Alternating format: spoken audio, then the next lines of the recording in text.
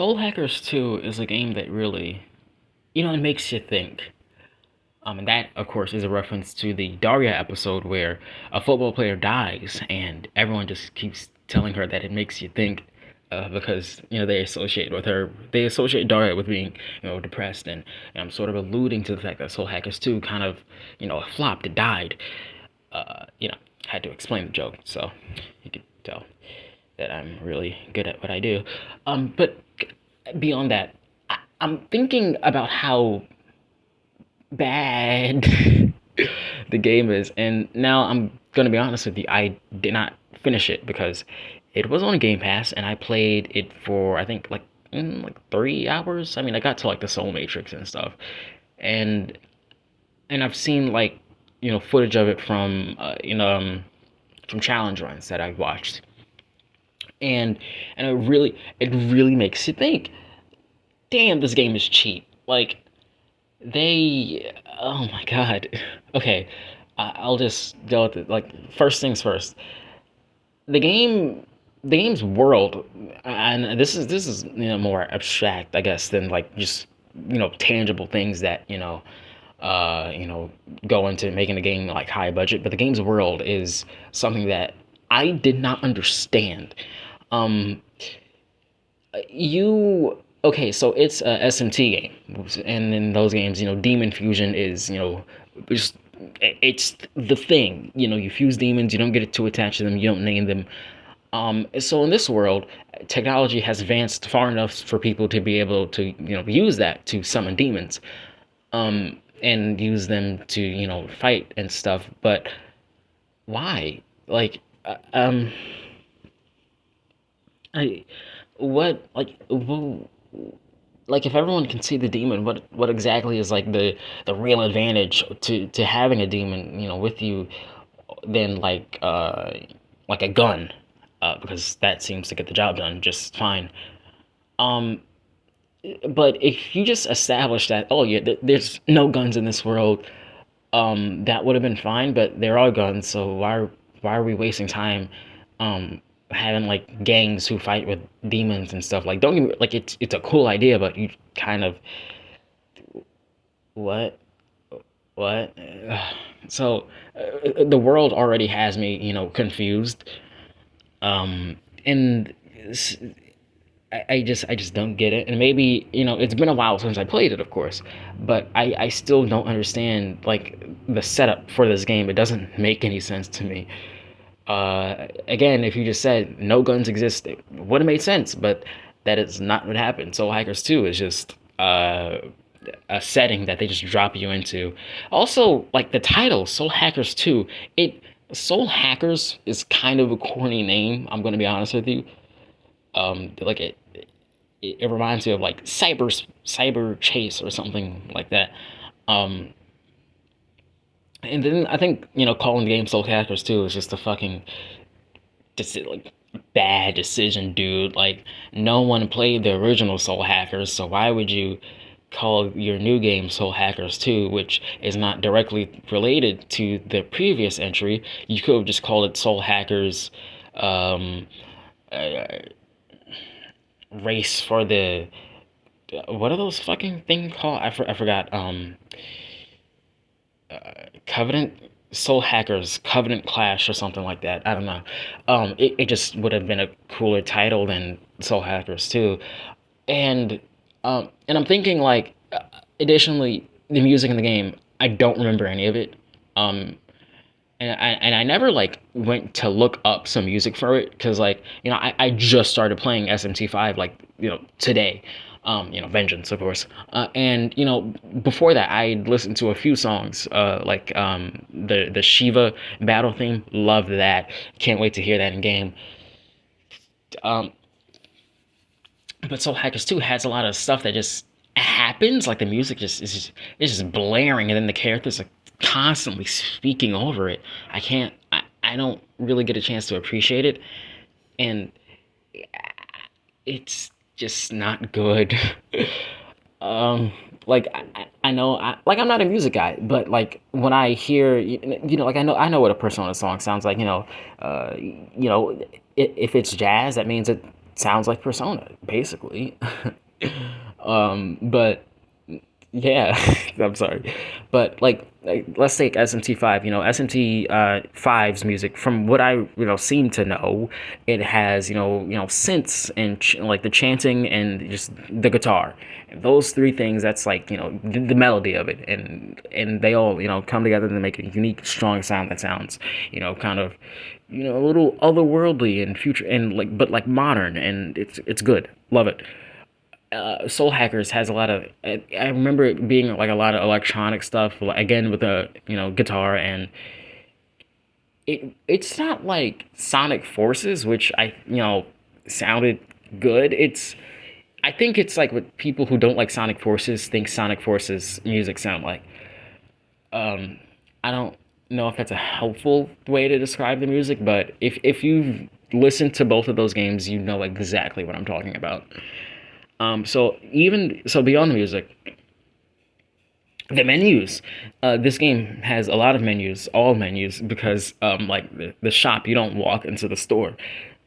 It's just a menu to get there, and I know that that is efficient because ultimately you would just be moving your character inside a small room to access a menu because that's what it would be like. Let's be honest, but it it builds, it builds up to that feeling of, oh yeah, this game is fucking cheap, and I don't want to spend my time on it, uh, because yeah, when you go to buy like a weapon or you like do anything, you just get a menu, and it's kind of it just takes you out of the experience because like there are some areas you can walk around, but not like the actual stores themselves. Those are all, you know, images. Like, I don't.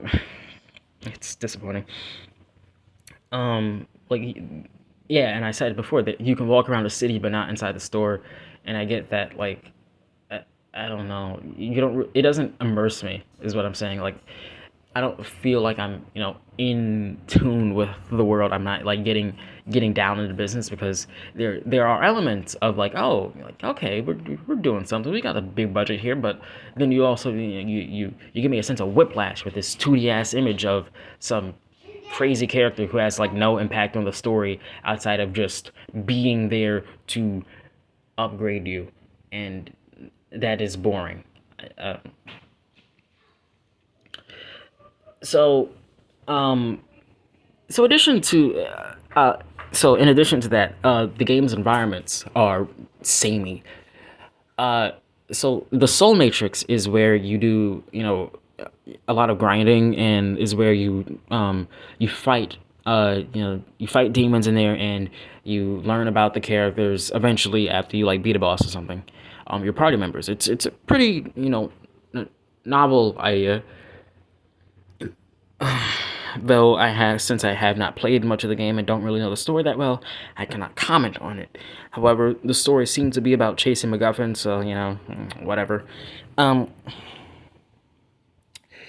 so what I will say is that the Soul Matrix, I did not finish the game. I did not. I played 3 hours max, and I was already sick of it because it's just like Mementos and Tartarus, except it doesn't change colors. Like it's just purple the whole way through. Like you could at least like say, okay, so this guy has yellow triangles, and then this girl has red squares, and then this boy has pink trapezoids, and you could have did something as basic as that. Yeah, I forgot about the shapes, but you could have did something as basic as that to just like keep the places visually distinct, or just adding colors, like because it just feels like I'm wandering around in a fucking PlayStation background, and I'm so goddamn bored just watching like other people play through it.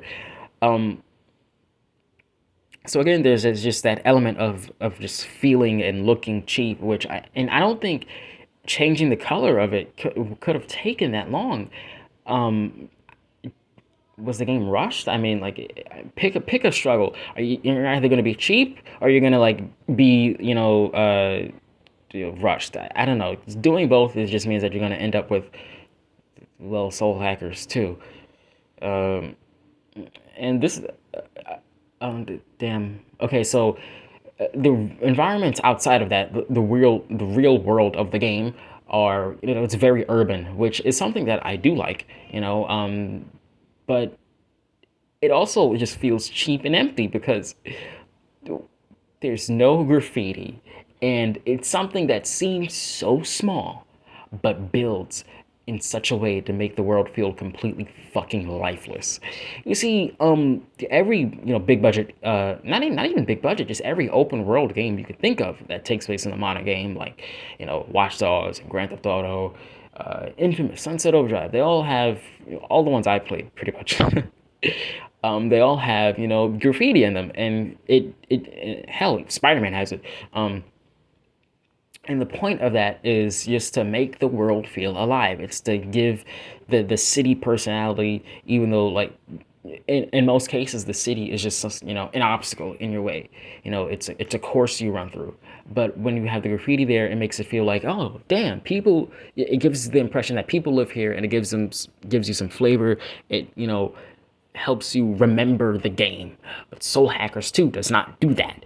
I think like the game starts in uh a docks, like some docks or a shipyard or whatever. And like you could put some stuff up there. You could put like, I don't know, like, do you just not have any artists? Did you not want to pay anyone to do that? I don't know, man. It's just kind of lame. And then you go into like a subway tunnel, which again, you could have done a lot with that. Not even doing. I'm not asking for a lot. Just asking for like 3 or 4 pictures of like it's like, I don't know, some boobs on the wall. Anything would have been better than nothing.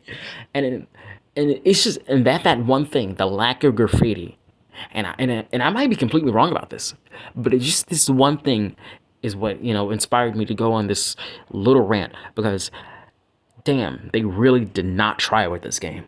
And I'm looking at the character designs and I'm thinking, these are kind of cool.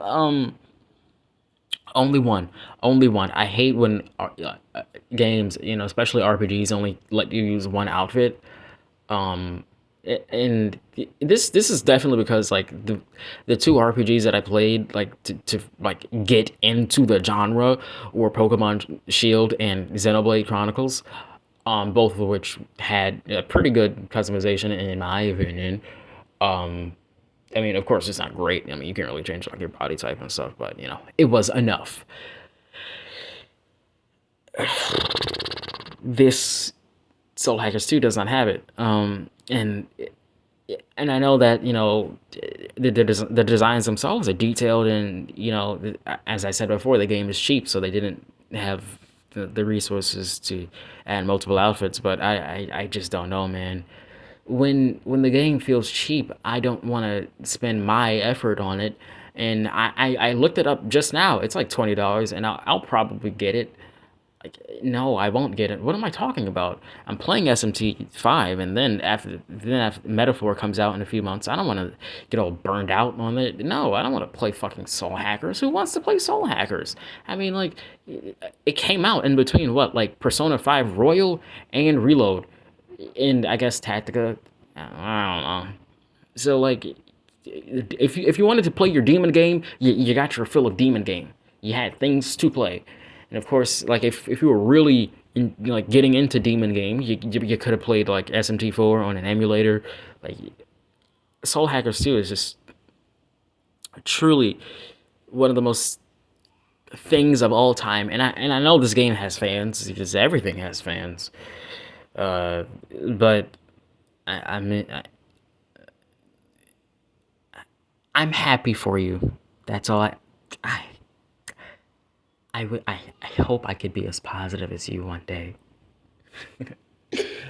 Uh, but but seriously though, it just, why would they do that? Like, I'm really struggling to think, why would you release a game in the state where you're reusing locations and just aesthetics so much, and it just feels so small because you only have what, like, there's what, 4 party members, plus that little bird thing that follows you around, so there's 5, 2 villains, and